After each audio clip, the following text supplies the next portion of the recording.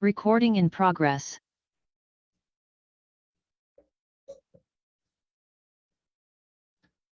Buenas noches. En nombre de la Academia Peruana de la Lengua, les damos la más cordial bienvenida al evento titulado Reflexiones sobre la poesía de Mariano Melgar.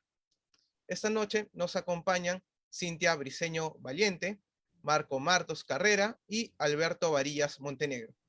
Vamos a dar inicio con la primera intervención de esta noche, la cual estará a cargo de la magíster Cintia Briceño Valiente.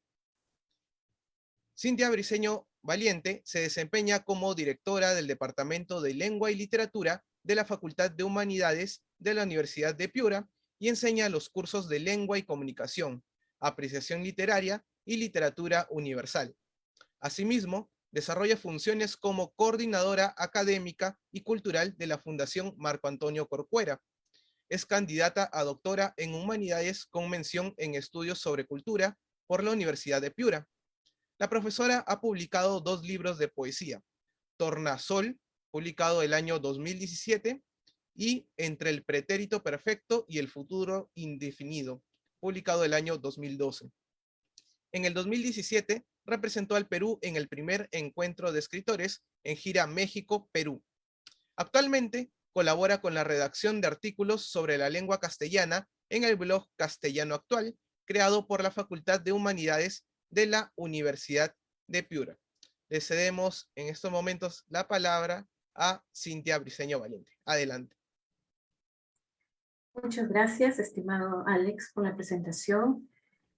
A todos los que nos acompañan hoy, y mi agradecimiento a los doctores, a la Academia Peruana de la Lengua, al doctor Marco Martos, al doctor Alberto Varillas por la invitación a participar en estas reflexiones sobre Mariano Melgar. El título de mi presentación dice así: Las notas poéticas de un romántico neoclásico, Mariano Melgar.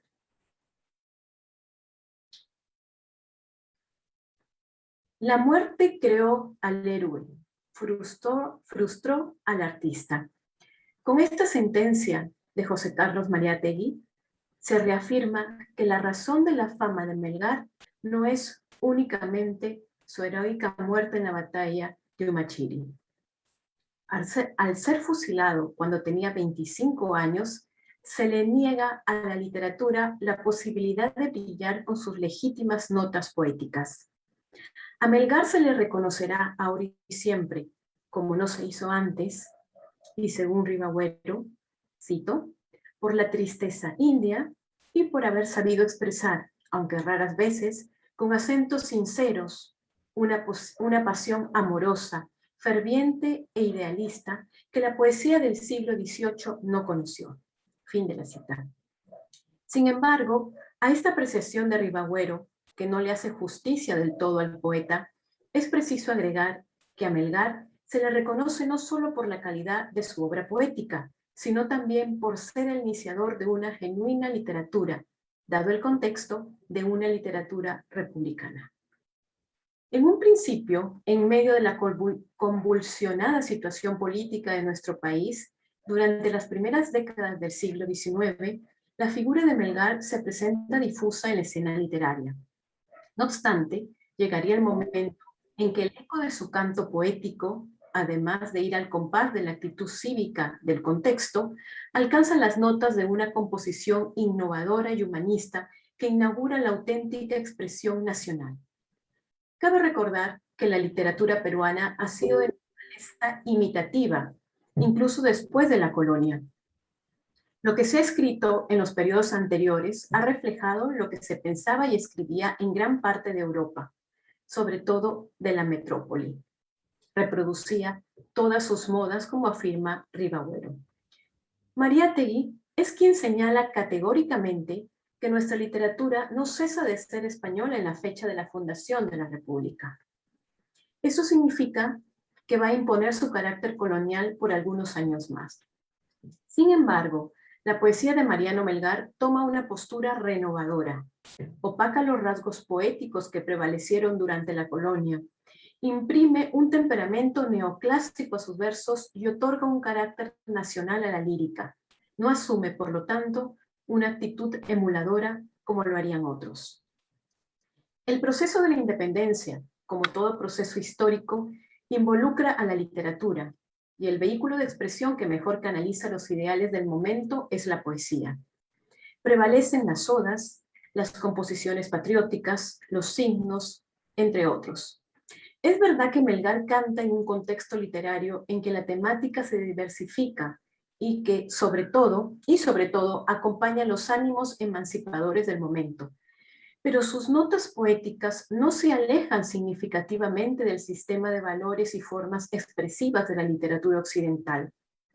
Para ser exactos, de la literatura neoclásica. Punto 1. Las notas románticas. Un romántico sin romanticismo. Motivos para el frenillo de sus versos no faltaron. La vida de Melgar no parece ser menos intensa y romántica. Ya leía a los 3 años, hablaba el latín desde los 8, ingresó al seminario para recibir la orden sacerdotal, conoce el mar alrededor de los 20, se enamora perdidamente de Melisa, fue desdeñado por María Santos Corrales, la Silvia de sus poemas, y finalmente cae prisionero y es ejecutado en Humachiri, sobre el campo de batalla cuando tenía apenas 25 años. Estos acontecimientos marcaron su vida, pero sobre todo perfilaron el ritmo de sus versos, vehementes, intensos y reveladores. No carecen de pasión, pero tampoco de sobriedad. Su rima consonante y equilibrada mantiene en pie la introspección de la voz poética, generando un canto sincero y cuestionador de la condición humana. Cito: ¿por qué a verte volví, Silvia querida? Ay, triste, ¿para qué? ¿Para trocarse mi dolor con más triste despedida? ¿Quieren mi mal, mi suerte deleitarse? Me presenta más dulce el bien que pierdo. Ay, bien que va tan pronto a disiparse. Silvia, Silvia, tú, dime, ¿a quién apelo? No puede ser más cruel a quien todo crea. Pongamos nuestras quejas en el cielo. Lloro, sí, pero mi alma, así llorosa, unida a ti, con plácida cadena, en la dulce esperanza se reposa y ya presiente el fin de nuestra pena. Trágico destino, condena perpetua, versos arrobados, no. En ellos no se asoma ni un ápice de delirio. De ahí que el sentido poético de su obra, cargada de razón y de cuestionamientos, marque distancia con el romanticismo, una distancia muy, muy larga. Apreciemos pues las hipérboles de un romántico Melgar que declaran su amor con leyes universales. Cito los versos. Yo te dejaré de amar, se acabará mi pasión. Seré ingrato a tus favores y en otra pondré mi amor. Cuando deje de alumbrar el sol de oriente a poniente, cuando se consuma el mar y muera todo viviente, yo te dejaré de amar. Cuando a todo corazón se le acaben sus latidos, cuando no haya canción de las aves en sus nidos, se acabará mi pasión. Cuando todos los verdores de los campos se marchiten y cuando todas las flores en sus jardines no habiten, seré ingrato a tus favores. Cuando todo resplandor se oscurezca al mediodía, cuando no sienta calor, usaré de alevosía y en otra pondré mi amor. Fin de los versos.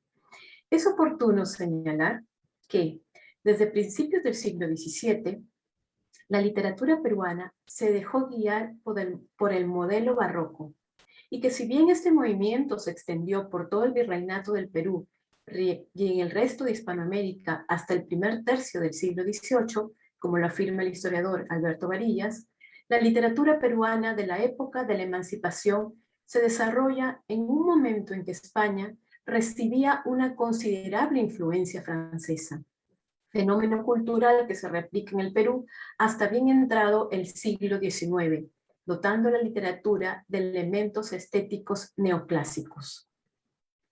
Se ha dicho muchas veces que Mariano Melgar representa el preludio del romanticismo oficial en el Perú. No obstante, me atrevo a considerar de muy romántica esta postura. Si bien su poesía amatoria está compuesta de una tristeza aguda, no ciega la conciencia del yo poético ni lo priva de la capacidad de examinar su camino y sus reveses. Las notas románticas de sus versos no perturban el entendimiento y van al compás de una emoción sincera, resuelta y muy humana. Cito los versos. Aunque cegué por mirarte, ¿qué importa cegar o ver? Si los placeres del alma también un ciego los ve.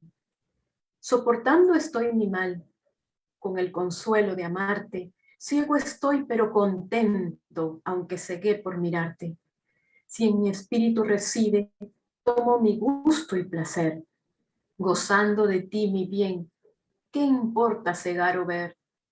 No los gustos materiales nos prestan la mejor calma. Son los más sublimes, sí, los placeres del alma. Luego si ardiente imagino que tu beldad adoré, luego estaré, pero en glorias que también un ciego ve. Fin de los versos. El profundo lirismo, como hemos apreciado, que se inicia en sus odas y elegías, explora el corazón del lector y apela a su compasión, con el fin de procurar que la catarsis se convierta en el bálsamo de sus infortunios. Cito. ¿Por qué se aflige si la noche llega el infeliz que perdió el camino, cuando en el campo para tomar senda no haya vestigio? ¿Por qué se asusta triste el navegante cuando rompiéndose el profundo abismo baten los vientos y encrespadas olas a su navío? Tiempo sereno sigue la tormenta, queda una tabla si creció el peligro, o al fin perecen corazón y sustos a un tiempo mismo. Para mí, solo son las aflicciones, para mí el susto y el llorar continuo, porque en mí solo todos los trabajos se han reunido. Salir no puedo de esta horrible cárcel. Aquí me matan bárbaros caprichos, mas no me matan, que para más pena, infeliz vivo. Fin de los versos. La muerte o el dolor, por lo tanto, en la poesía del Melgar, no acaba con la vida contemplativa, no lo aparta de la realidad. Al contrario, invita al poeta a una dialéctica consigo mismo y por ende al lector. Negar el estilo neoclásico en la poesía de Melgar es despojar de los versos del poeta los modelos morales que rigen la vida humana y que subliman el lenguaje de su libro. Es extinguir el numen de sus palabras y reducir la trascendencia del sentido a un ingenuo y burdo sentir. El amor hacia Silvia es vehemente, impetuoso, pero no atropella la razón. Con una métrica endecasílaba, infatigable y obstinada, los versos de Carta Silvia conducen la pasión hacia el juicio, donde el alma puede encontrar esperanza y reposo. Cito los versos. Te he amado, te quiero y he de amarte, a pesar del furor con que me miran. Para más gloria mías y triunfo tuyo, será el que formen nuestras tentativas. Entre tanto, yo sufro sus enojos y tolero el desprecio en que me pisan. Y si sufro y tolero es solamente porque más que mi gusto quiero a Silvia. Oh amor puro y sincero, oh dulce fuente fecunda en gustos y placeres rica. Tú eres alma de todo cuanto vive. Tú los seres mejores multiplicas, tú abandonas la fiereza de los hombres, tú haces santa la estrecha compañía, que la virtud inspira a los humanos. Este es su alma, y tu amor eres su vida. Virtud y amor, he aquí los firmes polos sobre los que sin cesar los gustos giran, para fieles esposos, entre el grupo de cuidados crecen las familias. Fin de los versos. Segundo punto, las notas humanistas. Para llegar a un canto humanista, donde la expresión poética cuestiona la condición humana, Melgar se introduce en el conocimiento y ejercicio de las notas clásicas. Al traducir Remedios de Amor de Ovidio, versión que Melgar titula Arte de Olvidar, por consiguiente, en sus odas y elegías, Melgar resume en sus viejas lecturas de Virgilio y Ovidio la dulce melancolía de aquel y el triste expresarse adjetivado de este, afirma Tamayo. Cito los versos. Oh soledad amable, donde vive el sosiego, que el hombre en otras partes busca en vano. Su deseo insaciable aviva el mundo y luego niega lo que ofrecía. Infiel tirano, solo aquí el pecho humano se engaña felizmente, le asusta de retiro la apariencia, viene a la experiencia y encuentra paz y gusto solamente. Qué tranquilo se goza cuando en su dulce cetro se reposa, como fieros lebreles de su amo al pie tendidos, yacen al pie del alma las pasiones. Ya no alzan las infieles ruidosos alaridos, cesaron sus funestas conmociones, con serias reflexiones, su grandeza inminente vuelve a tomar el hombre envilecido, conoce que ha nacido a ser amigo del Omnipotente y que su amistad tierna durará más que el mundo, será eterna. Fin de los versos. Esta dulce reflexión neoclásica de bien cuidadas notas humanistas expresa, sin lugar a dudas, un trabajo poético de estimable calidad.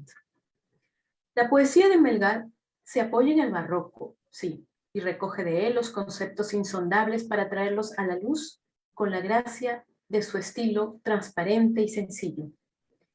El conceptismo de Quevedo parece asomarse en su lírica y con un lenguaje amable, la voz poética melgariana ofrece un canto de amor universal, donde el sentimiento, junto con la palabra, se eterniza.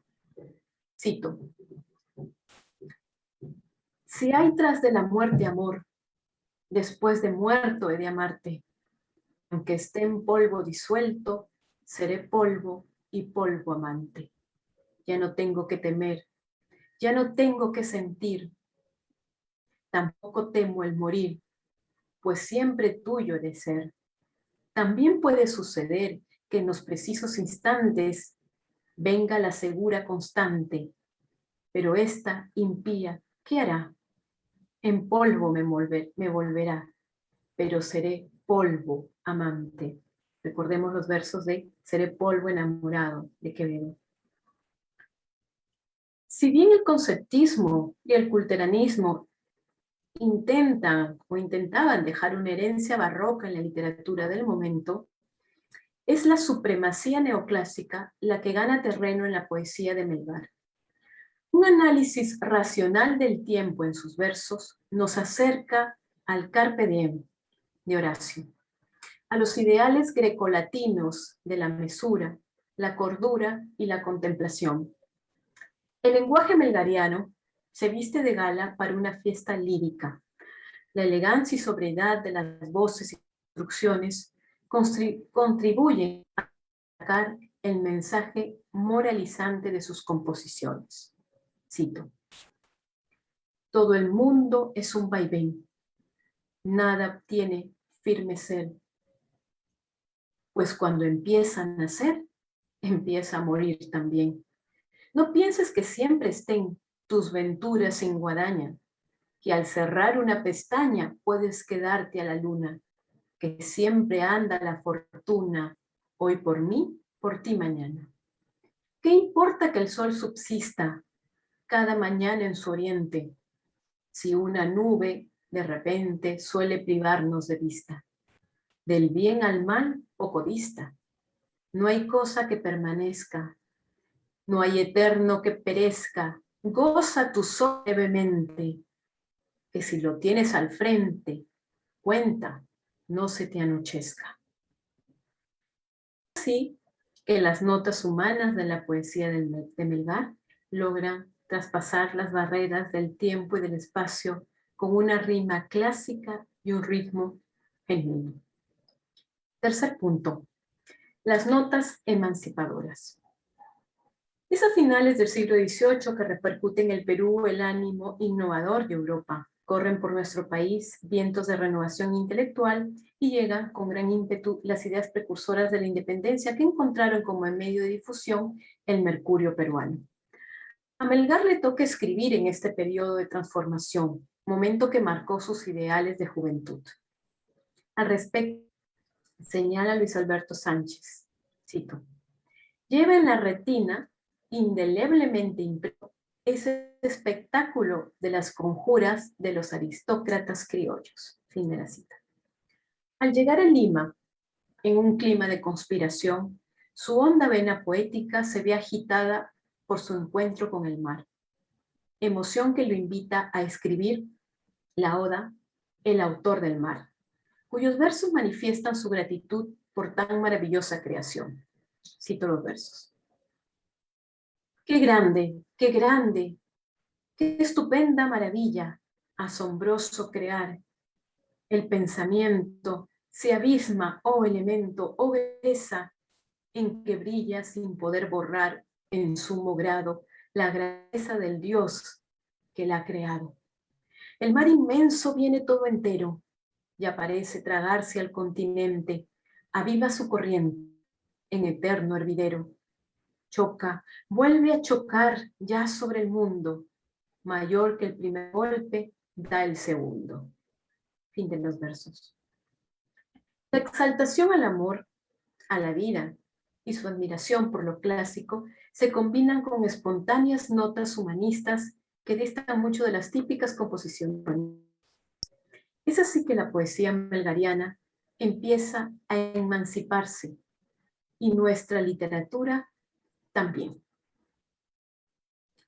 La fuerza expresiva de Melgar continúa imprimiendo carácter a sus versos, los mismos que alcanzan la fortaleza para liberarse del dolor y entregarse a sus ideales.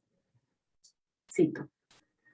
Por fin libre y seguro puedo cantar, rompió su el duro freno, descubriré mi ser y con lenguaje puro mostraré la verdad que en él se anida, mi libertad civil bien entendida.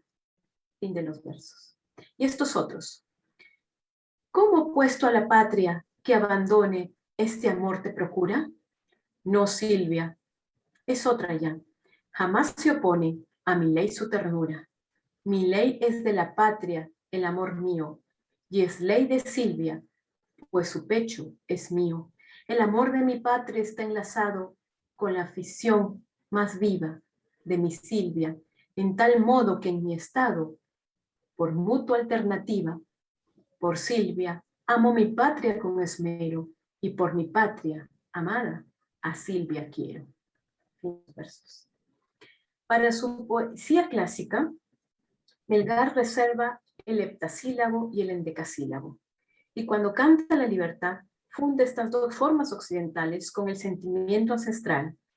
El resultado es una auténtica lírica nacional, cuyas notas son vitales y profundas, nutridas, como diría Aurelio Miro Quesada, por el entusiasmo, la pasión, la tensión permanente y afirmativa del espíritu.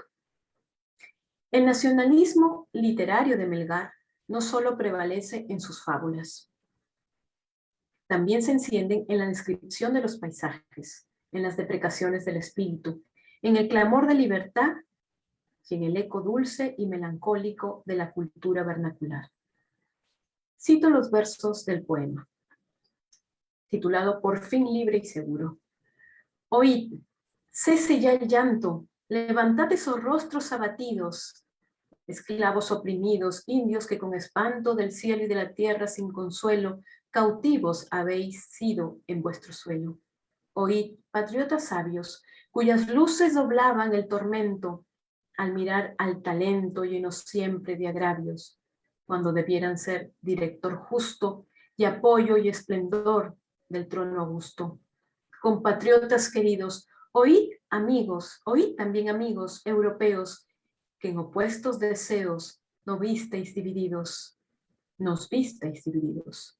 Oíd, acabe ya la antigua guerra, amor más que tesoros de esta tierra. Siempre seré oprimido, pensó el indio infeliz dentro del pecho, bajo su pobre techo de su triste familia, circuido. Lloró sobre sus hijos su quebranto, y la esposa dobló su amargo llanto. Fin de los versos. Siguiente punto, las notas mestizas, los yarabíes. Raúl Porras Barrenechea afirma, cito, solo una vez un débil, un quejumbroso rumor de quenas se dejó oír lejos de la orgullosa.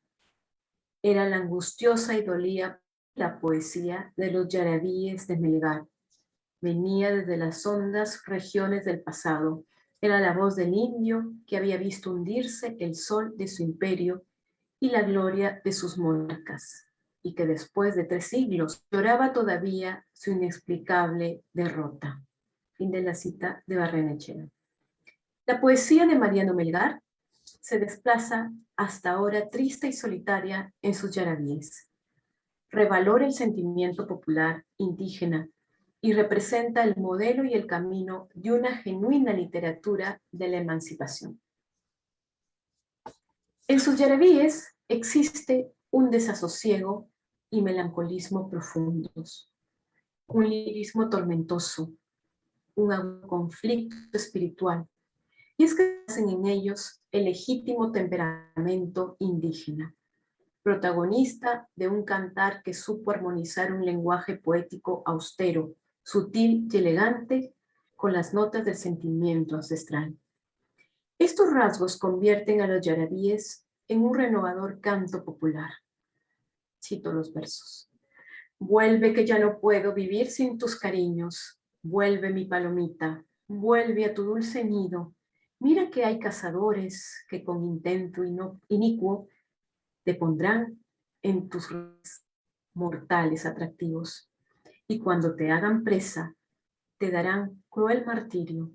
No sea que te casen. Huye tanto peligro. Vuelve mi palomita, vuelve a tu dulce nido. La dulce y melodiosa melancolía de este profundo lirismo se abraza en sus yarabíes con el tierno lamento y las formas quechuas. La métrica de los yarabíes es corta, pero es extensa el alma indígena, que abriga una vasta sensibilidad. Melgar emplea los versos tetrasílabos y pentasílabos de la lírica quechua que combina de modo muy particular y magistral, con octosílabos y heptasílabos. El yarabí de Melgar, además de acoplarse armoniosamente a la lírica castellana con las nuevas notas mestizas, vehiculiza con pulso artístico las notas humanistas. Cito los versos. Una rosa presumida, al verse en su alegre primavera florida, hace gala de que tiene espinas, como si lo cruel de ella la hiciera querida. Por muy reina de las flores se tiene. Mucho fía en su hermosura prestada, sin advertir que esa pompa tan vana, con su soplo ha de quedar en nada. Melgar es el iniciador de la poesía peruana. En sus yarabíes, de índole mestiza, se combinan de manera original las notas neoclásicas e indígenas para edificar una cautivante expresión. Con el renacer de estos cantos, ojo, renacer, se renueva también la relación humanista hombre-naturaleza, fundamento del principio universal de libertad de su poesía. Las formas puramente tradicionales de la lírica heredadas del colonialismo se van resquebrajando con el volumen romántico y el fondo nacional del canto melgariano. Finalmente, ¿no? Melgar muere muy joven. Sin embargo, su canto emancipador alcanza las más altas de redención poética. De haber vivido más tiempo, su poesía habría alcanzado también las más notas mismo. Muchas gracias. Agradecemos a la magíster Cintia Briceño por su interesante exposición titulada Las notas poéticas de un romántico neoclásico, Mariano Melgar. Vamos a continuar en esta noche en el evento Reflexiones sobre la poesía de Mariano Melgar con la intervención del doctor Marco Martos Carrera. Marco Martos Carrera es presidente de la Academia Peruana de la Lengua, doctor en letras, especialidad en literatura por la Universidad Nacional Mayor de San Marcos. Es responsable del taller de poesía de la maestría en escritura creativa de la Facultad de Letras y Ciencias Humanas de la Universidad de San Marcos. Ha publicado 25 libros de poesía.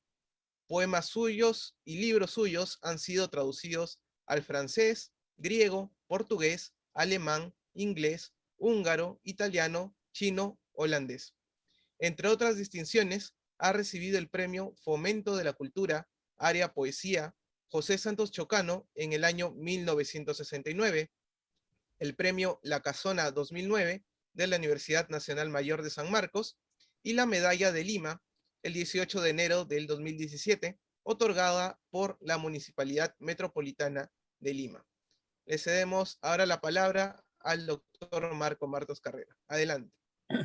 Buenas noches, mucho gusto estar entre ustedes para hablar de Mariano Melgar en relación a la literatura peruana.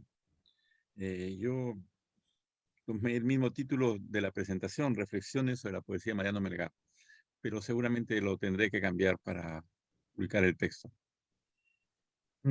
Señalar la naturaleza de la literatura peruana o precisar sus comienzos, señalar sus avances y modificaciones, es una tarea ímproba porque nos relaciona directamente con la idea de nación, con la conformidad en la mente de las personas de una tradición, tal vez de un territorio, aunque no siempre, de ciertos parámetros comunes y sobre todo de una voluntad de permanecer juntos en el futuro, utilizando una o varias lenguas francas.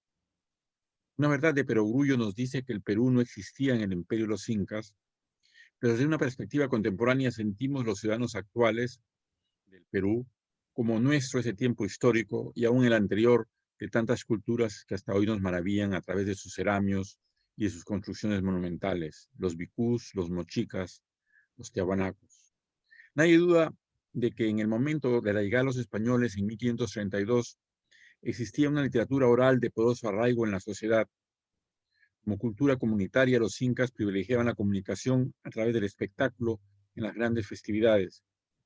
Hoy día mismo, por transmisión oral, aparte de las fuentes escritas, en quechua o castellano, se repiten composiciones sobre las que no se duda que fueron cantadas en ese tiempo que ahora nos parece remoto. Beberemos en el cráneo del traidor, de sus huesos haremos flautas, con sus dientes haremos un collar, de su piel haremos un tambor, después danzaremos. Los estudiosos coinciden en señalar que la idea de Perú no nació en el magín de una persona, sino que se fue conformando en la mente y en los actos de numerosos individuos. Si bien el encuentro cultural entre la civilización española y las nativas fue un acto belicoso, una guerra cruenta, en esa confrontación fue naciendo el interés por el otro, y ese otro, español o quechua o guaymara o mochica, se fue transformando en ese encuentro, y en mucha medida en el hecho de compartir una sociedad que no existía antes, sino que estaba naciendo.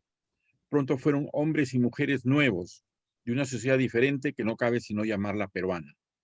El sentimiento de peruanidad, palabra que todavía no se ha incorporado al DRAE, visto desde este siglo XXI, es algo ya antiguo y se expresa de modo nítido en los escritos del Inca Garcilaso.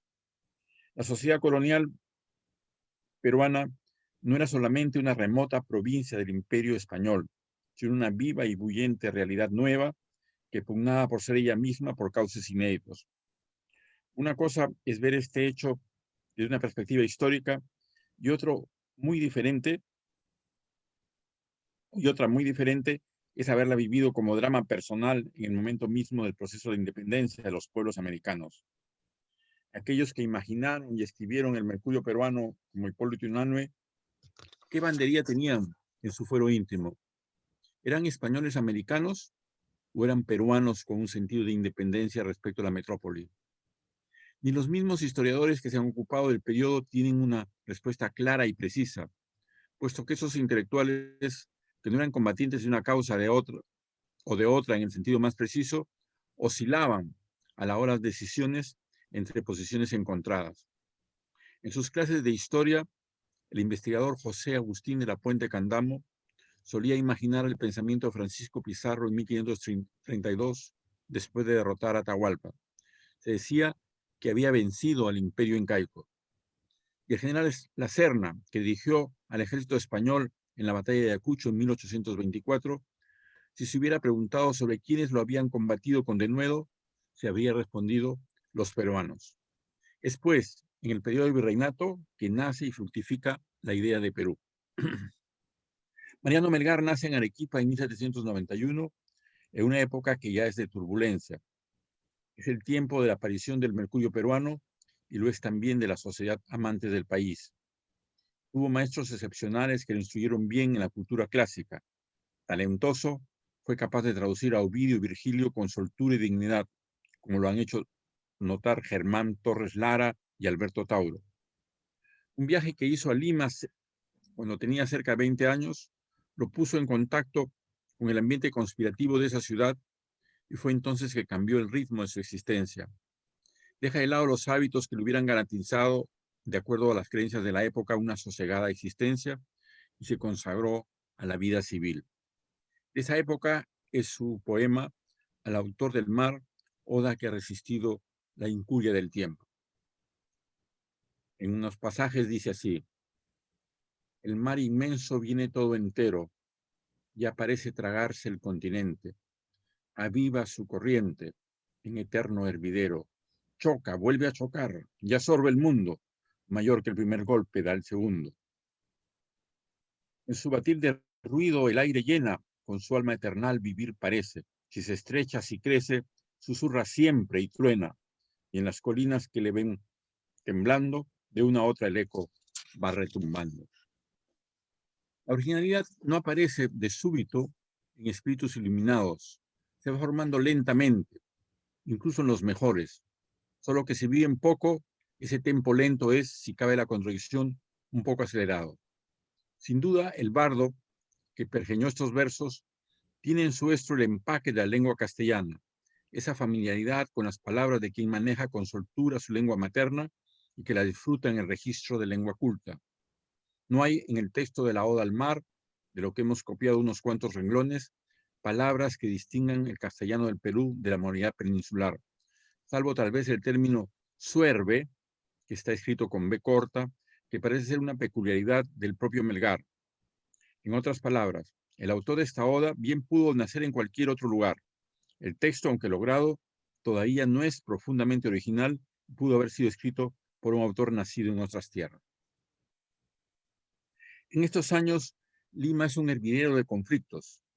Lo que se discute es el tema de las Cortes de Cádiz, y la atención está puesta en José Baquijano y Carrillo, intelectual de sostenido prestigio que había alcanzado celebridad en 1781, cuando en nombre del claustro de la universidad dio un discurso en la recepción al rey Augusto de Jáuregui, que por sus conceptos dignamente altivos y contrarios a la violencia ejercida por las autoridades españolas, fue considerado sedicioso. Aunque Baquijano no fue reprimido, se le puso dificultades para que llegase al rectorado de la universidad, pero mantuvo su cátedra y estimuló en 1790 la formación de la Sociedad Amante del País, en cuyos trabajos influyó considerablemente como presidente y como sostenedor de un liberalismo equilibrado que inspira los notables estudios de Mercurio peruano. Indispuesto ante el rey Abascal, terminará sus días confinado en Sevilla en 1817. Como lo recuerda Luis Alberto Sánchez, Melgar admira sinceramente a Baquijano y escribe dos textos en su nombre, A la Libertad y Al Conde de Vista Florida, que no es otro que el propio Baquijano. De este último poema, escrito en liras, entresacamos algunos versos que expresan bien el momento político que se vivía. Ilustre americano, honor eterno del peruano suelo, al fin ya quiso el cielo que en jefe tan humano hay en la patria todo su consuelo. La mejor monarquía sus grandes infortunios lamentaba, el remedio anhelaba, mas no lo conseguía. por más que entre sus hijos lo buscaba. En ambos continentes sufre la dura mano de la suerte. En ambos ve la muerte que derrama en torrentes ilustre sangre del hispano fuerte. La América afligida ve a sus hijos uno a uno devorarse, uno al otro culparse sobre la paz perdida, cuando de ambos Fernando oye aclamarse. En tantas turbaciones, el indiano requiere y el ibero, quien a su dolor fiero y extremas aflicciones puede ser el remedio postrimero. En ti se han refugiado, oh gloria del Perú, en tu amable seno de luz y bondad lleno, está depositado el bien del suelo patrio y el ajeno. Llegue temprano el instante de todo nuestro anhelo, véase que al fin ya quiso el cielo, que en jefe tan humano halle la patria todo su consuelo. Bueno, aquí se ve claramente el momento político que se vivía en ese momento, el aprecio profundo que tiene Melgar por Baquijano y Carrillo. Existe una leyenda sobre Melgar que puntualmente repiten los estudios y que conviene decir solo para subrayar la fama que rodea su figura. Se dice que a los 3 años sabía leer, que a los 8 recibió la primera tonsura. Lo cierto es que cursó filosofía y teología, que trabajó como profesor de latinidad y retórica, física y matemática y filosofía. Todo esto en el periodo que va de 1809 a 1813. Mientras estuvo en Lima procurando completar sus estudios de leyes, su estro, como hemos dicho supra, vibró con elevados tonos, puesto que su presencia en la capital coincidió con la promulgación de la Constitución de Cádiz y los festejos realizados en homenaje a José Baquijano y Carrillo por haber sido designado consejero de Estado. De regreso a Arequipa, halló esquiva a la amada, y al estallar la revolución, acaudillada por el brigadier Mateo García Pumacahua, se incorporó a sus huestes como auditor de guerra. Combatió en la batalla de Humachiri en 1815 y, hecho prisionero, un tribunal militar dispuso su fusilamiento. Este corto periodo final de su vida y la calidad de su poesía, sin duda contribuyen de parecida manera a aumentar su fama, de manera que se le recuerda como un patriota de la independencia, pero también como un poeta de muy personales galas, que por una porción de lo que escribió, tal vez más importante, la de los llamados yarabíes, ha sabido verdaderamente llegar al corazón del pueblo. El nombre de Melgar está asociado a ese tipo de poesía popular que se lee y se estudia en recintos académicos, pero que sobre todo vive en la memoria de la gente. No es extraño en las noches de luna de Arequipa que paisanos suyos, guitarra en mano, entonen sus canciones al pie de un balcón, invocando a las muchachas de hoy para que no desdeñen a los nuevos émulos de Melgar. Sin embargo, hay que decir que gran parte de los yarabíes que se cantan en Arequipa no son de Melgar. Se le atribuyen, se van sumando. Hay una musa colectiva que se ha sumado a aquello que escribió Melgar.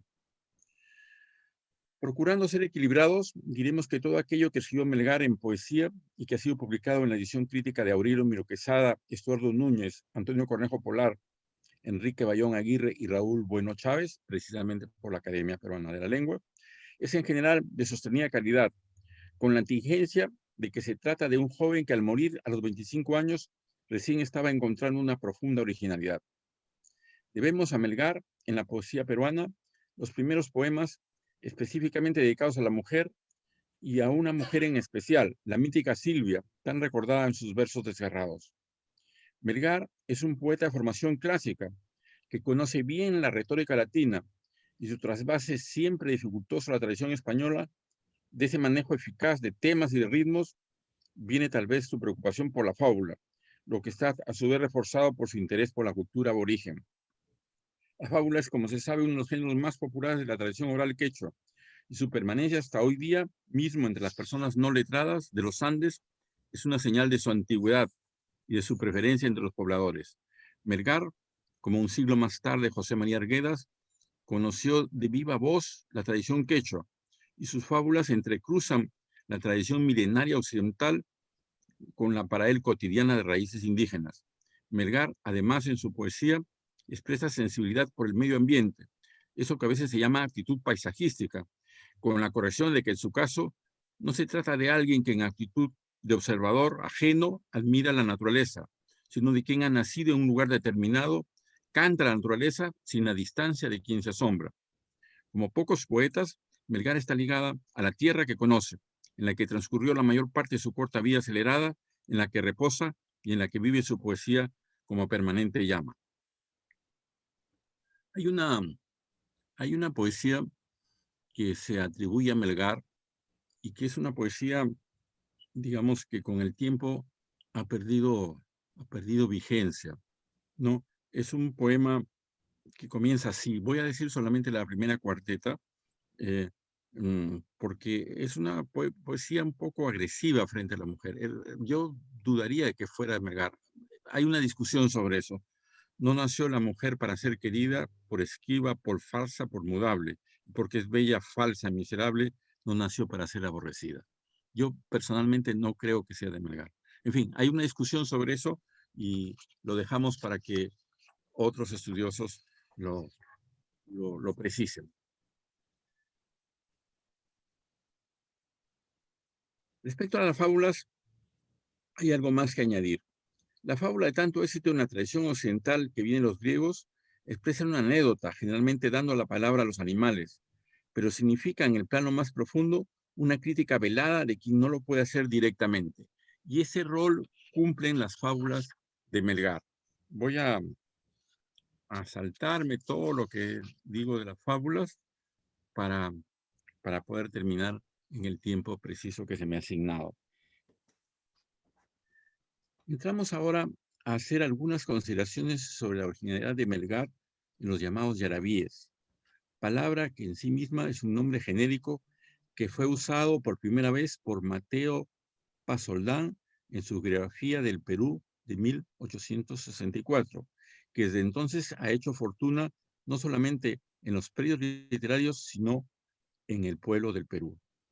Melgar, esto para algunos es una novedad, nunca usó esa denominación para sus composiciones, pero la tradición ha querido que su nombre quede ligado para siempre a ese nombre sonoro al que se atribuye una etimología quechua asociándola a Arahui, que sí es una composición de la antigua lengua de los incas. Melgar lo que escribía eran canciones, y los que conocen la terminología de la retórica española saben bien de todas las intrincadas relaciones que existen entre la canción española practicada por Garcilaso, introducida al castellano por Boscán, tomada de Dante y de la canción provenzal. Pero si algo queda en claro en la canción española es que no tenía ninguna norma relativa a la naturaleza de la rima ni a su disposición, y que el número de versos de cada estrofa era variable. Ese tipo de canción, sin duda, estaba en la mente de Melgar, acostumbrado a la dicción castellana, que conocía bien por su disposición a la retórica.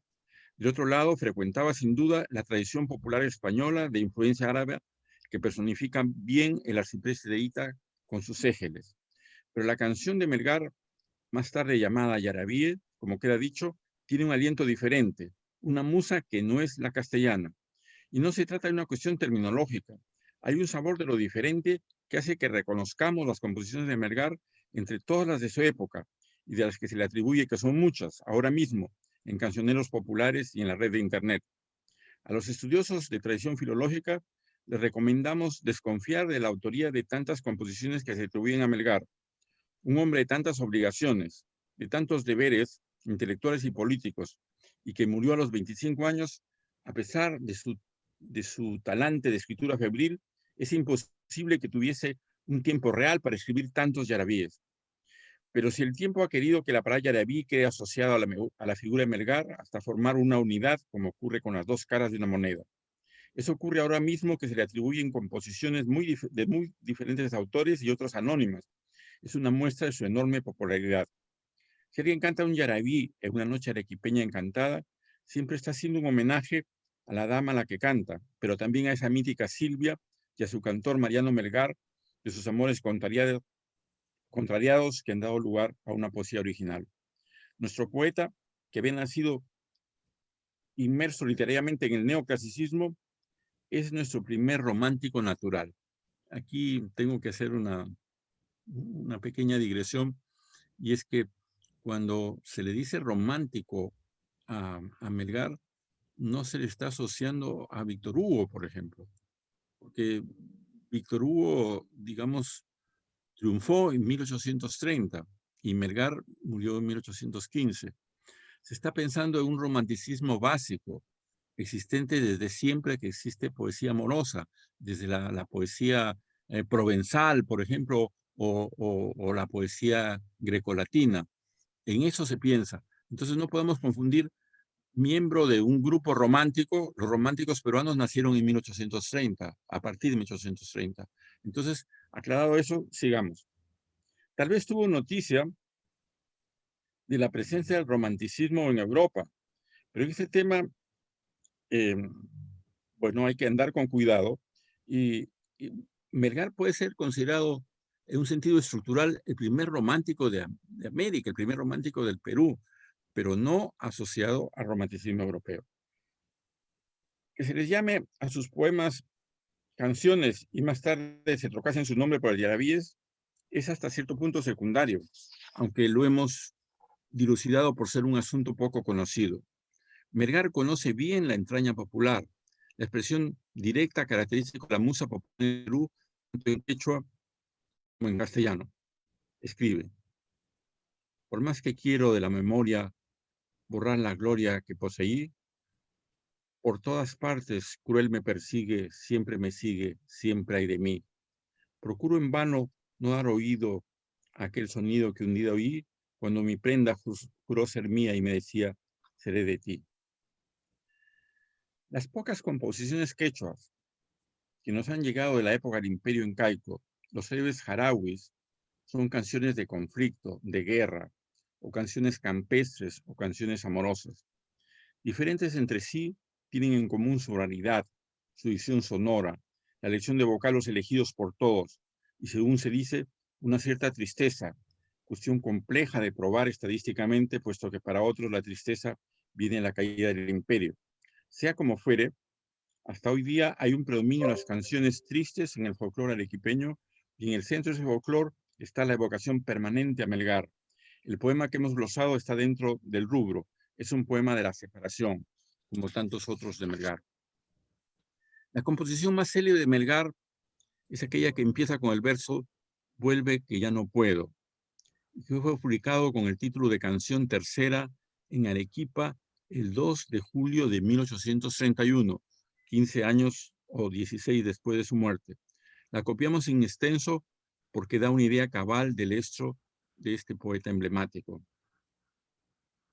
Vuelve que ya no puedo vivir sin tus cariños. Vuelve mi palomita, vuelve a tu dulce nido. Mira que hay cazadores que con intento vacuo te pondrán en sus redes, mortales atractivos. Cuando te hagan presa, te harán cruel martirio. No sea que te casen, huye tanto peligro. Vuelve mi palomita, vuelve a tu dulce nido. Ninguno de quererte como yo te he querido. Te engañas y pretendes hallar amor más fino. Habrá otros nidos de oro, pero no como el mío. Invertió tu pecho sus primeros gemidos. Vuelve mi palomita, vuelve a tu dulce nido. Bien sabes que yo siempre, en tu amor embebido, jamás toqué tus plumas, mi ajed, tu albor divino. Si otros pueden tocarlas y disipar su brillo, salva tu mejor prenda, ven al seguro asilo. Vuelve mi palomita, vuelve a tu dulce brío, vuelve mi palomita, vuelve a tu dulce nido. ¿Por qué, dime, te alejas? ¿Por qué con odio impío dejas un dueño amante para buscar precipicios? Así abandonar quieres tu asiento tan antiguo, con que así quieres quedarte, mi corazón vacío. Vuelve mi palomita, vuelve a tu dulce nido. No pienses que haya entrado aquí otro pajarillo. No, palomita mía, nadie toca este sitio. Tuyo es mi pecho entero, tuyo es este albedrío, y por ti sola clamo con amantes suspiros. Vuelve mi palomita, vuelve a tu dulce nido.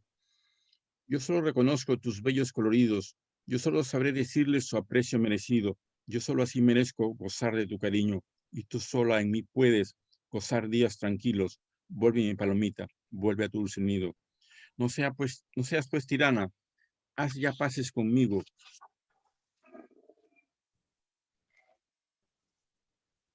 Ya de llorar cansado me tiene tu capricho. no vuelvas más, no sigas tus desviados giros, tus alitas doradas revuelvan que ya expiro, vuelve que ya no puedo vivir sin tus cariños, vuelve mi palomita, vuelve a tu dulce nido. Ahí termina. Conocedor de la versificación clásica como pocos en su tiempo, Melgar en este poema, en el aspecto formal, combina con mano maestra versos dactílicos con otros trocaicos, yámbicos, anapésticos y anfibráquicos. El análisis detallado del ritmo en sus composiciones recién está empezando entre los estudiosos y sin duda ofrecerá interesantes conclusiones.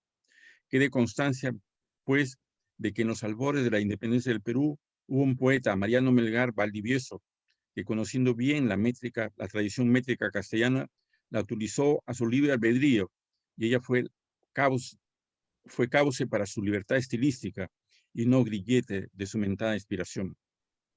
En el aspecto temático, Melgar con este y otros poemas parecidos sentó una viga maestra de una tradición de poesía peruana que se continúa hasta hoy día en el primer César Vallejo, el de los Heraldos Negros, en la vigorosa poesía de Mario Florián, en la decantada poesía de Francisco Carrillo. Se trata de una poesía fundamentalmente amorosa, que se preocupa de fijar un ambiente y un espacio rural y que prefiere imágenes y metáforas tomadas de la naturaleza. Estas composiciones, que Melgar llamó canciones, que la tradición posterior ha bautizado como yarabíes, se refieren principalmente a amores contrariados, y este en concreto a la fase del amante que casi tiene ya perdida a la dama, pero conserva una brizna de esperanza. Es el dolor de la separación ya presente y su confrontación con la cada vez más lejana posibilidad de una realización amorosa. El símbolo de la paloma, como la muchacha amada, tiene una larga presencia en la poesía quechua en el Perú, y donde quiera que aparezca los peruanos de Ogaño, lo relacionamos con Mariano Melgar, nuestro primer poeta republicano verdaderamente original. Cabe pues discrepar de quienes, como Marcelino Menéndez y Pelayo, creen que la vida trágica de Melgar ha salvado del olvido al poeta, de quienes, como José Ribagüero, lo consideran un momento curioso de nuestra literatura. En los años 60 del siglo XX, José Miguel Oviedo, que profesaba entonces una cátedra en la Pontificia Universidad Católica de Lima, sostenía la tesis de que el romanticismo había fracasado en el Perú. Se refería a la generación de Palma, a poetas nacidos hacia 1830, que empezaron a tener importancia hacia 1860, entre ellos Salaverry, Márquez, Altaus. Seguramente ahora matizaría su opinión entonces rotunda. Lo que ocurre es que esta generación es tardía respecto al romanticismo francés y mucho más respecto a los poetas románticos ingleses o alemanes. Frente a ellos, a Melgar, que había muerto mucho tiempo antes de que nacieran esos poetas, lo podemos imaginar como un adelantado, el poeta que encabeza la tendencia romántica en el Perú, que si bien no formó parte él mismo de una escuela literaria, influyó de tal manera en la sociedad que su huella puede encontrarse allende las fronteras naturales de su literatura. Refiero esto porque una cosa parecida ha pasado con, excusen, esto es una interpolación, pero con Magda Portal. El otro día leí una opinión que decía que Magda Portal recién había sido reconocido en los años 80. Eso no es verdad. Magda Portal fue reconocida en 1928 por José Carlos Mariátegui en 7 ensayos. Entonces puede ser que haya habido un silencio sobre Magda Portal, pero en el libro más vendido del Perú, que es 7 ensayos a lo largo de décadas, se reconoce la calidad de la poesía de Magda Portal. Y cosa parecida ocurre con Melgar, que ha guardado, digamos, una difusión popular más allá de lo que ocurre en la cátedra universitaria. Bueno, puede ser finalmente un parangón entre una nación que dificultosamente se ve a sí misma como independiente, con una literatura que, si bien había tenido algunos logros importantes en 3 siglos, el primero de ellos en la pluma del cusqueño Inca Garcilaso, no había alcanzado globalmente logros significativos. En ese instante aparece Melgar, como si hubiese tenido un sitio preparado. Melgar está a la cabeza. Es el primer bajido de una literatura que en 2 siglos ha alcanzado plena originalidad, como se puede advertir leyendo la magnífica poesía de César Vallejo o las ficciones tan alabadas de Mario Vargas Llosa y José María Arguedas. Muchísimas gracias.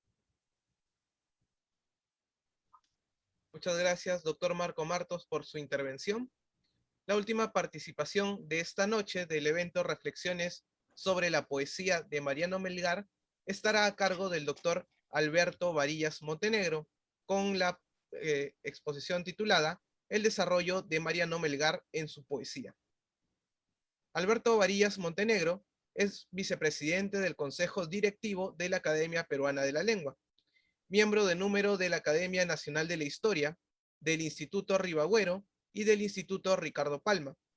Ha compartido durante largos años labores administrativas con la docencia en la Universidad Católica del Perú. Ha sido ministro de Educación y embajador del Perú en Costa Rica. Entre sus publicaciones destacan El periodismo en la historia del Perú, Perú y Ecuador, un antiguo conflicto, 10 años después, La literatura peruana del siglo XIX, periodificación y caracterización, y la más completa biografía de Felipe Pardo y Aliaga. Le cedemos la palabra al doctor Alberto Varillas Montenegro. Adelante. Muchas gracias. Buenas noches. ¿Está funcionando bien? Sí, lo escuchamos bien. Muy bien. Para ocupar, me quiero ocupar, perdón, buenas noches, señores y señores. Me quiero ocupar del desarrollo de Mariano Melgar dentro de su poesía, puesto que son dos conceptos que en la corta vida de Melgar, van a desarrollarse íntimamente. El primer problema que plantea Melgar es el problema de su obra. Melgar escribía mucho y mucho de lo que escribió se quedó en manuscrito. La situación es dramática por cuanto cuando muere Melgar en el año 15, solo había publicado 6 composiciones, 3 en Arequipa y 3 en Lima. Entonces no estaba en condiciones de ser conocido, sino por muy poca gente fuera de su ciudad. Cuando la primera edición, cuando empiezan a aparecer impresas sus poesías, como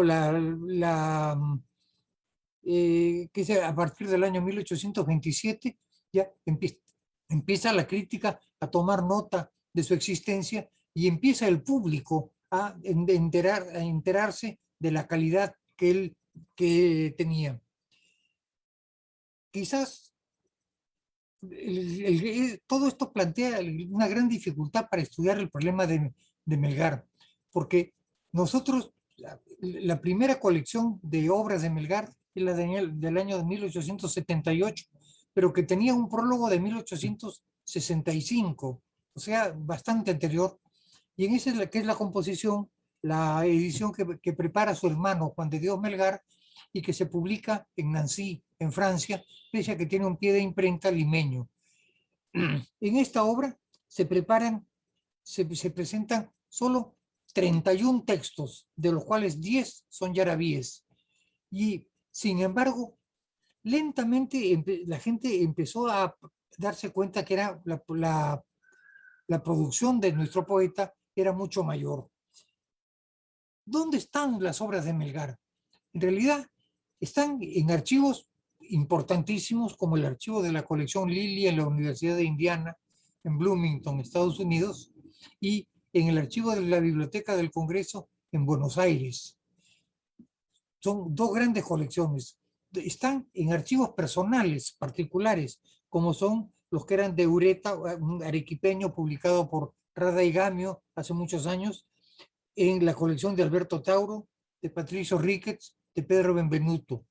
Pero el resto de sus composiciones estaban diluidas en pliegos sueltos, cancioneros, periódicos, revistas, homenajes. Esto ha tenido como consecuencia, una consecuencia lamentable, y es que en cada una de estas ediciones los editores muchas veces han tratado de hacer correcciones a los textos primitivos, de manera que hoy difícilmente podríamos admitir que, con excepción de los 2 manuscritos que se han encontrado en la Universidad de Indiana, podamos decir con rigor cuáles son los textos verdaderos de Mariano Melgar. La segunda edición de sus poesías corresponde al año 1971. Es la conocida como la edición Miro Quesada, en que participaron varios otros escritores de mucha calidad peruanos.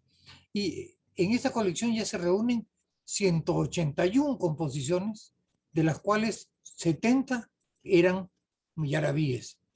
Entonces, lo que yo quiero decir con esto es que lo que se pueda haber dicho de Melgar desde que murió en el año 15, en 1815, hasta el año 1970, resulta todo muy relativo, porque los textos no podemos asegurar que corresponden exactamente a lo que él había escrito.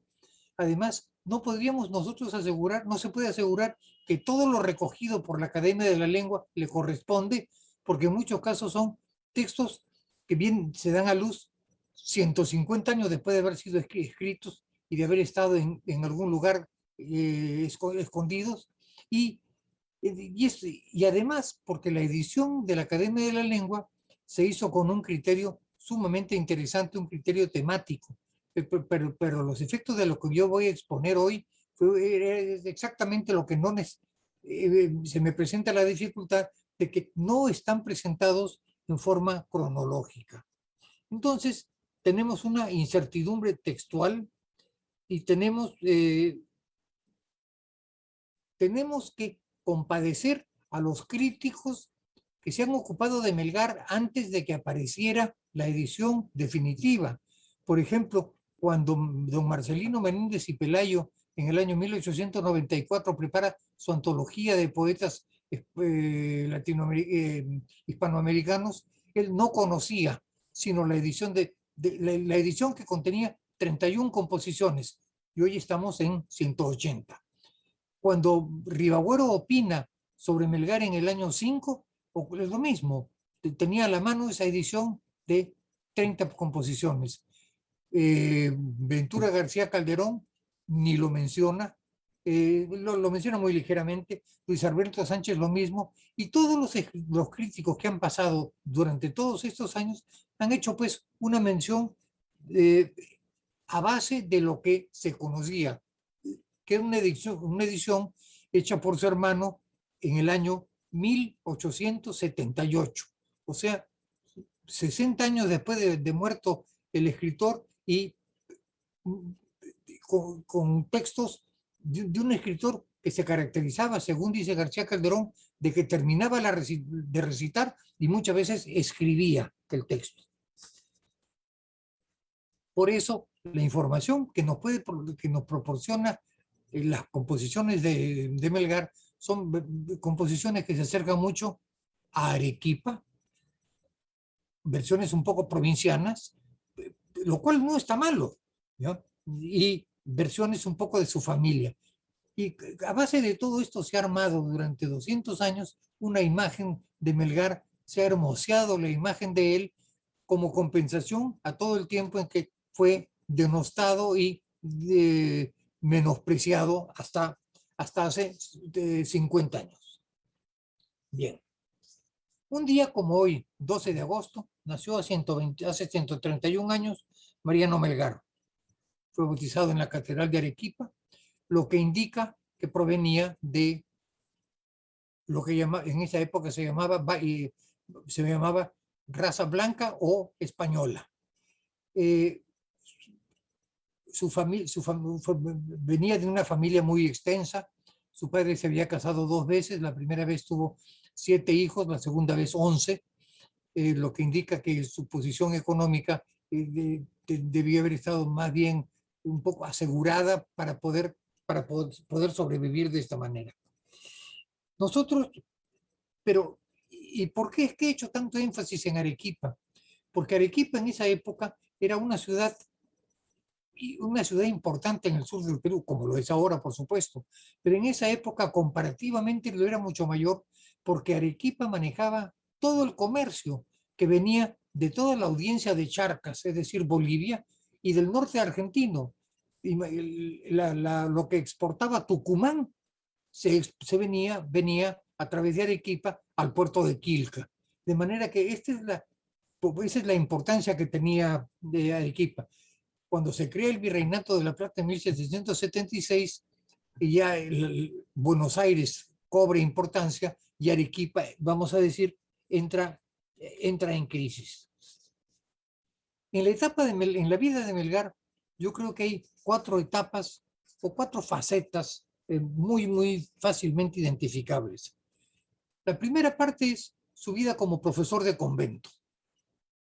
La segunda es la del joven ambicioso, emergente, enamorado, activo. La tercera es como ciudadano ejemplar, interesado en el buen funcionamiento del país y en la corrección de los funcionarios. Y la cuarta es ya como un promotor de la independencia. Y antes, alguno de los expositores que me ha precedido citaba a José Carlos Mariátegui, creo que los dos, ¿ya? Y Mariátegui se ocupa de Melgar y con una frase muy gráfica dice: la muerte frustró al poeta y creó al héroe. Melgar fue un joven precoz. Se insiste en esto porque en todas las actividades en las cuales participó, él fue el primero. Y eso lo dice, y su vocación por ser más y estudiar más, la dice él en su carta a Silvia, ¿ya? Dice: desde que mi razón tuvo ejercicio, procuraba ejercer sabiduría. Más que el avaro busca los tesoros, más que el conquistador busca provincias, poseer sidable en todas las ciencias fue mi ambición y mi codicia. Es decir, lo que a él le preocupaba es dominar todas las ciencias. Y lo hizo bien, porque como profesor en Arequipa, en el convento, fue muy exitoso y los cursos que se le asignaban eran de diferente tipo. Y en todos, aparentemente, presentaba a sus alumnos a los exámenes públicos con gran éxito y finalmente fue el primer arequipeño que aprendió taquigrafía y se dedicó a dar clases de taquigrafía.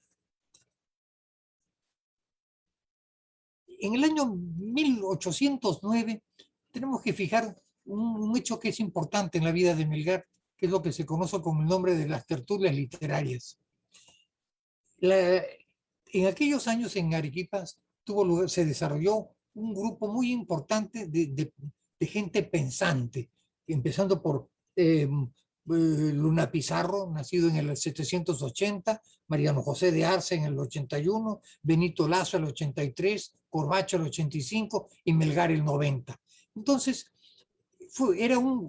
había pues un nivel en Arequipa francamente satisfactorio. Y muchos de estos se reunían en lo que se llamaba la Quinta del Tirado, en la Pampa de Miraflores, y se reunían a conversar. Y Melgar fue el que le pone como nombre a este conversatorio las tertulias literarias. Y debe haber sido influyente que era el menor de todos los que asistían, porque pronto ya figura como el secretario de las tertulias literarias, cuyo nombre había puesto él mismo.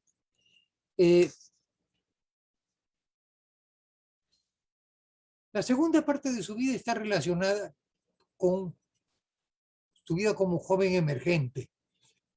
Y en este sentido quiero adelantar una conclusión, ¿no?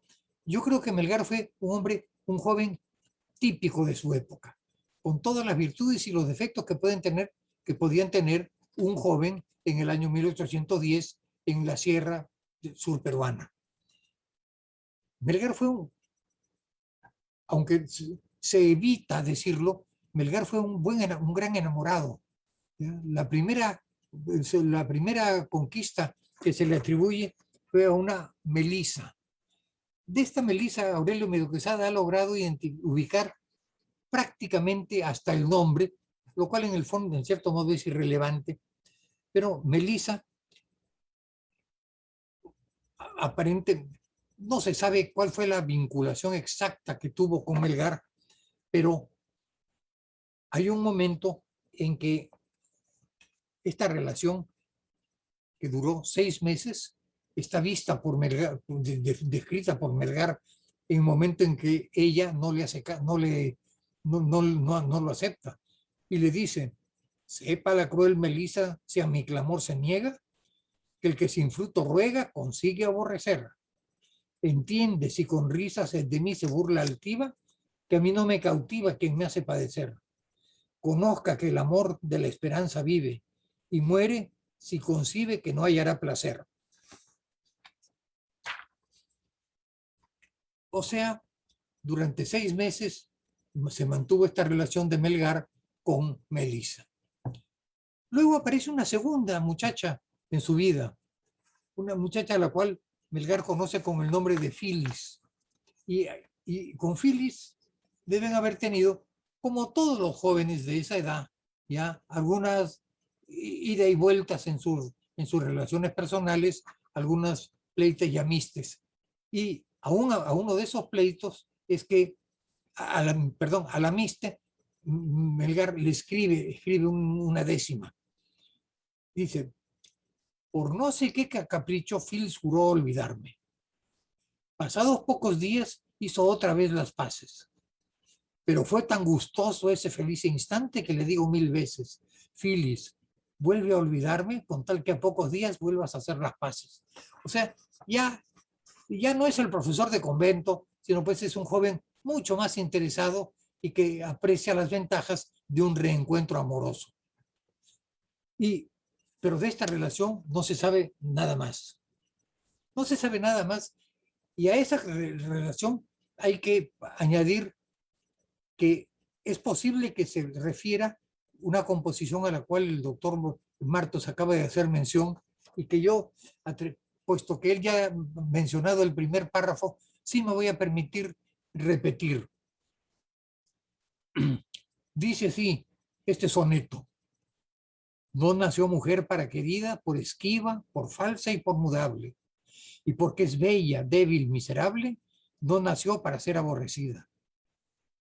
No nació para verse sometida porque tiene carácter indomable. Y pues prudencia en ella nunca es dable, no nació para ser obedecida. Porque es flaca no puede ser soltera, porque es infiel no puede ser casada. Por mudable no es fácil que bien quiera. Si no es pues para amar o ser amada, sola o casada, súbdita o primera, la mujer no ha nacido para nada. Evidentemente, estamos hablando de una composición de carácter sumamente personal en la cual responderá Melgar frente a la dama a la cual está dirigida la composición. Esta composición figura desde la primera edición de las obras de Melgar, o sea, en el año 78, de manera que es posible que se le pueda negar la paternidad, pero no, esa edición fue hecha con muchísimo cuidado, de manera que pudiera también corresponderle a nuestro escritor. Y así llegamos al caso de Silvia. El caso de Silvia es diferente porque Silvia y Melgar eran hasta parientes, era su sobrina. Melgar la llevaba, cuando Melgar tenía 20 años, le llevaba 7 a Silvia, que tenía 13. Pero 5 años después ya la diferencia era entre 25 y 18. De manera que la primera diferencia de 7 años, cuando esta muchacha tenía 13 años, desaparece, se reduce mucho cuando ella tiene 18 y él 25, que es una edad en la cual perfectamente se pudieron haber casado. Aparentemente, los padres de ellos no estuvieron de acuerdo con el matrimonio por la diferencia de edad y por la situación económica de Melgar, que en su condición de profesor de convento no estaba en condiciones de darle el nivel económico que él hubiera esperado. Esta carta se publica en Ayacucho por el hermano del poeta, la publica en el año 1827, y en algún momento me parece que es Francisco Mostajo, dice que, discutiendo la calidad de la composición, dice que eso es una carta que quizás debió haberse quedado sin publicar, sino simplemente una carta personal recibida por Silvia. ¿Cuál es el propósito de esta composición que es una composición que tiene 500 versos en decasílabos. Melgar había estado enamorado de Melisa. Luego pelea con Melisa y trata de enamorar a Silvia.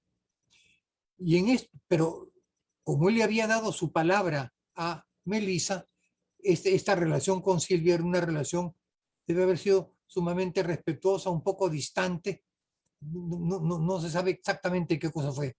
Pero hay un momento en que Melgar se entera que Melisa le había sido infiel, y entonces ya rompe con ella definitivamente y se queda con Silvia, pero Silvia ya no lo acepta del todo. Ese es el esquema. Ustedes me van a decir que es un esquema un poco propio de telenovela. Es verdad, pero la diferencia es que cuando Melgar lo plantea esto, lo está planteando con un gran sentido de la dignidad de lo que está diciendo. José Miguel Oviedo se refiere a las poesías de este tipo, amorosas de Melgar, en general a toda su obra, pero básicamente el canto a Silvia, y dice: su defecto es el limitado registro de voz.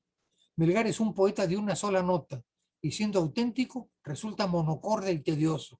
Sus poemas amorosos repiten la misma queja hasta el cansancio, pero su obra anuncia, en verso de saber candoroso y tierno, la poesía lacrimosa de la próxima época romántica. El otro aspecto de este momento juvenil de Melgar está relacionado con su viaje a Lima.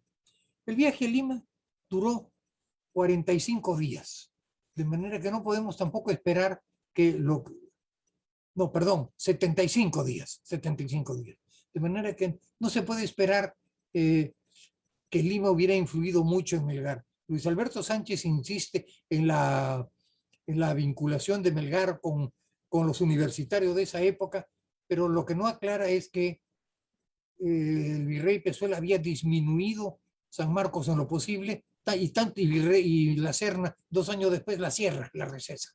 De manera que la importancia de esta vinculación de Melgar con Lima y con la Universidad de San Marcos, yo creo que es necesario tenerla presente, pero no fue mucho. Y así es como llegamos al año 1812. El año 1812 es un año muy importante dentro de la historia de España y del Perú. ¿Por qué de España? Ustedes saben que en esa época Napoleón tenía presos al rey Fernando VII y a su padre, el rey Carlos IV. Los tenía presos en Francia. Y entonces en España se organizan las cortes que reemplazan el poder del rey, pero con una triquiñuela. Napoleón había conseguido que lo autorizaran a cruzar España con el argumento de entrar a Portugal. De manera que a partir del año 8, toda España, menos la ciudad de Cádiz, está invadida por el ejército francés. O sea, ese es el nivel de la invasión. Como ustedes se dan cuenta, eso repercute en Hispanoamérica de una manera tremenda, y lo primero que ocurre es que, manteniendo una lealtad hacia España, en todas las capitales de virreinatos y audiencias se organizan juntas de gobierno para apoyar al gobierno español. Y estos que organizan la junta de gobierno lentamente se dan cuenta que ellos también pueden vivir solos, y muy pronto esta junta de gobierno se vuelve una junta independentista. Entonces, en medio de esa situación es que Melgar va a tener que... Ocurren 2 hechos en el Perú muy importantes. El primero es que se elige a Baquíjano y Carrillo miembro de la Corte del Consejo de Estado Constitucional. Consejo de Estado había habido desde la época de los Reyes Católicos, este Estado es constitucional. Me quedan 10 minutos, ¿verdad? Gracias. Y el propósito era limitar a la monarquía, abolir el feudalismo, igualdad de peninsulares y americanos y la abolición de la Inquisición. Y entonces, de los 6 miembros americanos, uno de los que se elige es a José Baquijano y Carrillo. Baquijano y Carrillo era uno de los hombres más inteligentes y más competentes que había habido en el virreinato peruano, y ya había tenido un incidente porque cuando él le corresponde dar en San Marcos el discurso de bienvenida al virrey Jáuregui, el tono de lo que él dijo fue tal que la corona española dispuso que el texto de su discurso fuera analizado por Maciel, que era uno de los grandes filósofos españoles radicados en Buenos Aires en esa época, a ver en cuánto entraba en contradicción con el gobierno. Y el segundo punto de esa época es cuando se aprueba la Constitución Liberal. Entonces imagínense que en el primer año, que en el año 12, se crean las Cortes de Cádiz. En marzo se aprueba la Constitución Liberal y de inmediato se nombra para integrar el Consejo de Estado a Baquijano y Carrillo. Esto era para un joven emergente y lleno de ambición como Melgar. Esto lo motiva a escribir 3 composiciones importantes. Una es la Oda Ilustre Americano, que se acaba de recitar. Otra, pero en la Oda el Celeste Americano hay 2 cosas que destacar. Miren, cómo dice: la mejor monarquía sus grandes infortunios lamentaba, el remedio anhelaba, mas no lo conseguía, por más de que entre sus hijos lo buscaba. Es decir, como España, como Melgar rinde homenaje a España por la condición de la grande monarquía a la cual el Perú pertenecía. Pero dice que la grande monarquía, entre su gente, entre los españoles, no había conseguido quien asuma el liderazgo, y vienen a recoger, a nombrar a uno nacido en Lima, de lo cual Melgar se llena de júbilo. Y entonces, y termina la composición diciendo: la América no más será oprimida con este consejero, y el hispano a este patricio deberá la vida. Es decir, los peruanos ya van a tener a quien reclamar y los españoles van a deberle la vida a este peruano.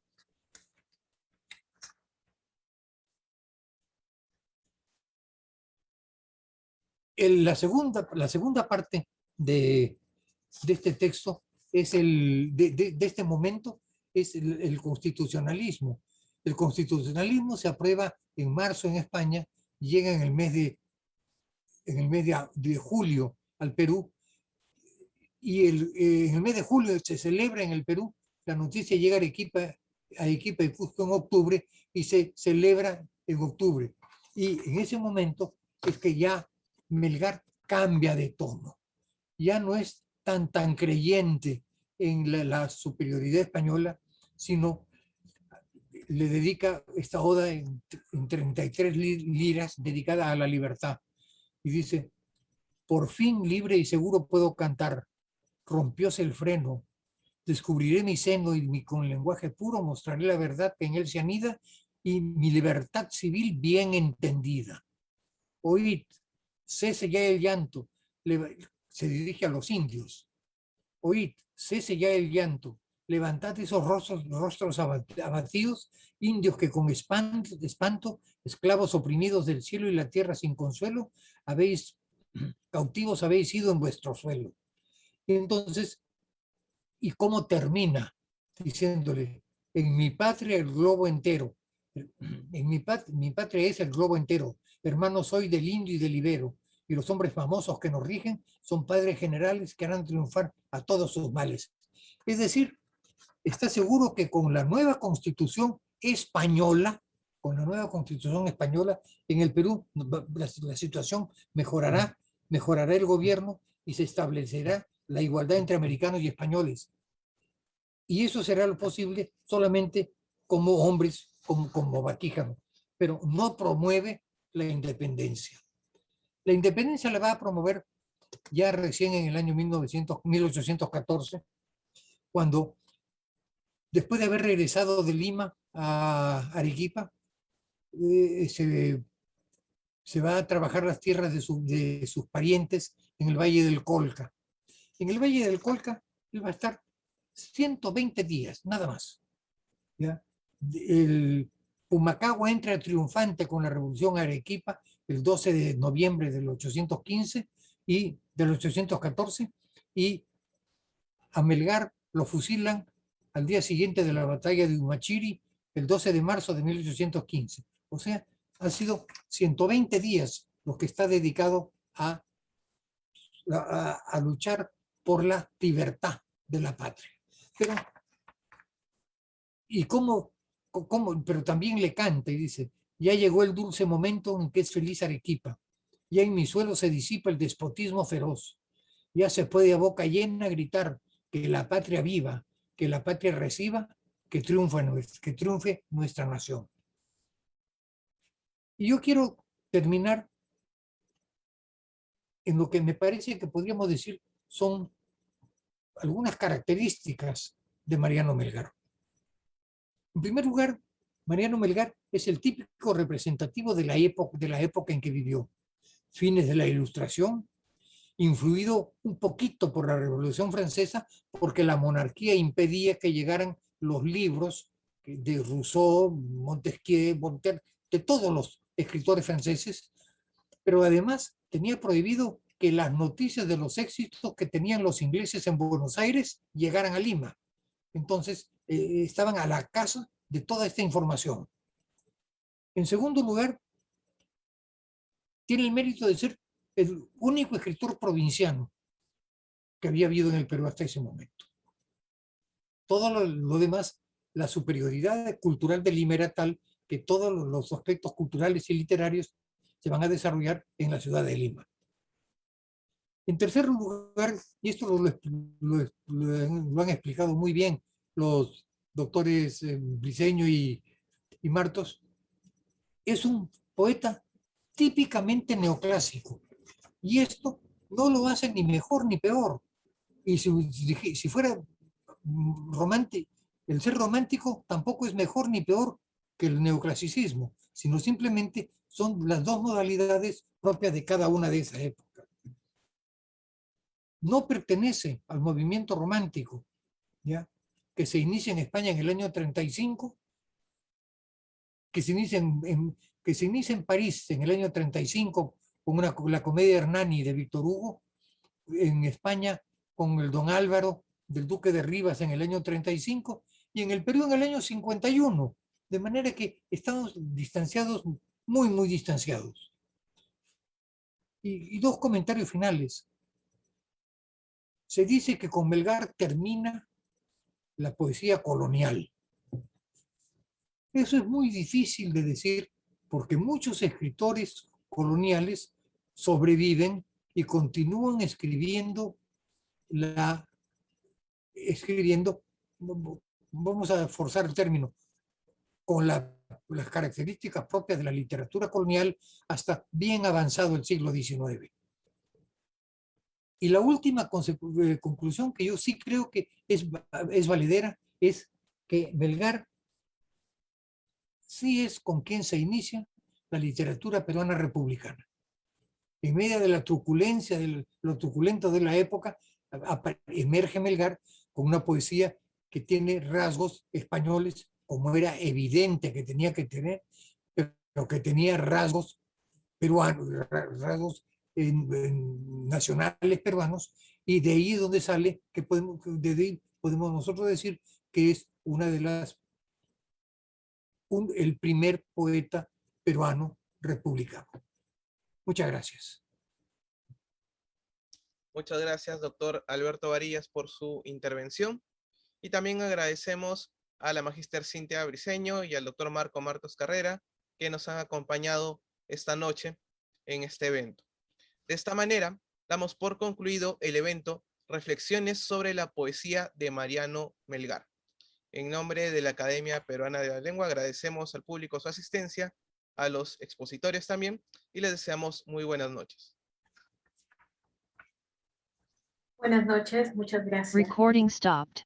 Bien, buenas Gracias. noches. Gracias, ya estamos.